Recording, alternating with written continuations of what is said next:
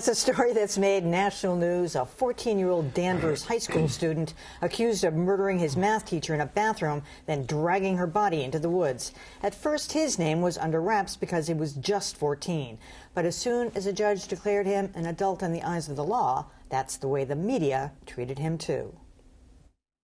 He's just 14, a freshman at Danvers High School, not old enough to drink or drive, still eligible for juvenile court in Massachusetts. But in the eyes of the law, Philip Chisholm became an adult after being charged with first-degree murder. A 14-year-old student by the name of Phil Chisholm. Philip Chisholm has made multiple statements. Rania Radawi sat near Philip Chisholm. Traditionally, news organizations protect the names of minors who are either victims of crimes or accused of crimes, as in Nevada last week when a 12-year-old fatally shot a teacher and 2 other students. A 12-year-old boy started shooting. The suspect wounded one more student before taking his own life. Even though that suspect is dead, and local reporters almost certainly knew who the shooter was, the name was withheld. Then Univision TV reported it. Se cree que el niño quien también hirió a 2 alumnos se llamaba José Reyes. That prompted the city of Sparks, Nevada to officially release the name. But in the case of Chisholm, almost every news organization used his name right away, including the Boston Globe and the Boston Herald. WGBH News and NPR held off for 24 hours. All leading to the ever-present and compelling journalistic question, when is it a need to know versus a right to know? I don't know. I always look at these things from the point of view as it's a point of fact. And I guess I feel that way about a lot of juvenile cases, that if that's, especially in a heinous capital crime, that it's a point of fact, that's the name, that's what they've been charged with. If it's a lesser crime, maybe not, although I use an example right after 9/11 a couple of years ago, well, more than 10 years ago, there was a bomb scare that went off at Newton High School. The kid was 14. If I had learned the name of that kid, I would have used it, because it rose to that level. And I think each one of these things is independent, and you got to look at it, in an individual case. But again, I think that the 12-year-old, especially since it was dead, there was no chance of libel. Probably that name should have been out there earlier. Yeah, this is, I don't think that this was a particularly tough call, but the issue in general is difficult. Because of the First Amendment, the government can't tell the media you can't use the names of juveniles, so it becomes up to us to make the right judgment, and that can be a difficult thing sometimes, although I don't think so in this case. I think one of the things we have to follow here is what is the public good that comes out of withholding the juvenile's name.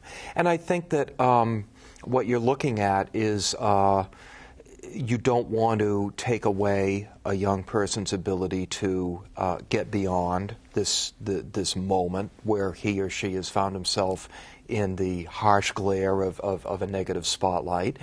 And in this particular case, you're talking about a terrible first-degree murder charge. And I have to be careful about the way I say this, but and it is my hometown. The evidence against him seems pretty overwhelming. So therefore, the idea of letting him move beyond this doesn't really seem to be a factor. So let's name him, and everybody has. Well, I think the news organizations involved here really owe the readers or the viewers something more than they're giving. I think in every first story that comes out on these kinds of cases, the reporter ought to say why the juvenile is being identified. Why should it be left to us to discuss all of this when the news organizations, the one that made the decision, I think they ought to be transparent enough to talk to the community about why they're naming a 12-year-old. Because Univision said it, now we have to say it, or whatever explanation they give. What worries me about all of this is that the default position for journalists always used to be, if it's juvenile, you don't name that person unless you have an overwhelming reason to do it. I feel like maybe we're moving in the other direction now, where the default decision is to identify the person unless you have an overwhelming reason not to, and that concerns me. I'm not sure why. I'd like to hear more. It doesn't concern me. The opposite would concern me. Court proceedings are public for a reason. Now, that doesn't mean everything about them is always public, and that doesn't mean that we abandon our own editorial discretion. It puts even more onus, as you point out, Roy, on us to take it on a case-by-case basis and make decisions that are humane and responsible, and I think that's what should happen. In this case, first of all, the police in Danvers had tweeted out the kid's name when he was just a missing person overnight, so the name was out there.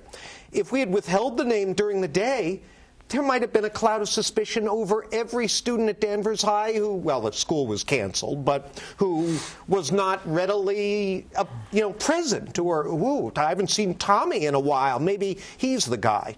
So there are a lot of different factors that go into this.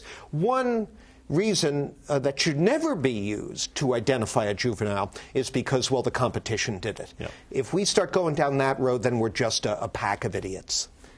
This is sort of an aside, but I would like to see some reporting in the wake of this, we're probably going to, on why Massachusetts has the law it does that allows kids who commit, sort of the worst imaginable crimes, who commit murder, to be charged as adults. Because there's something, I get it emotionally, but on a rational level, it doesn't make sense to me that a 14-year-old who assaults someone, right, 14-year-old who assaults someone has their identity protected, but if they do the worst thing we can imagine, suddenly we act as if they had an adult's faculties when they just objectively didn't. Not to suggest that I have a great deal of sympathy for this young man, because what he did apparently, allegedly, was horrible. But it doesn't make sense logically, and I'd like to see journalists. Well, actually, Martha Coakley told me this week that in terms of the sentencing of this kid, that will be the ultimate test of that Supreme Court case, because it used to be a mandatory life sentence.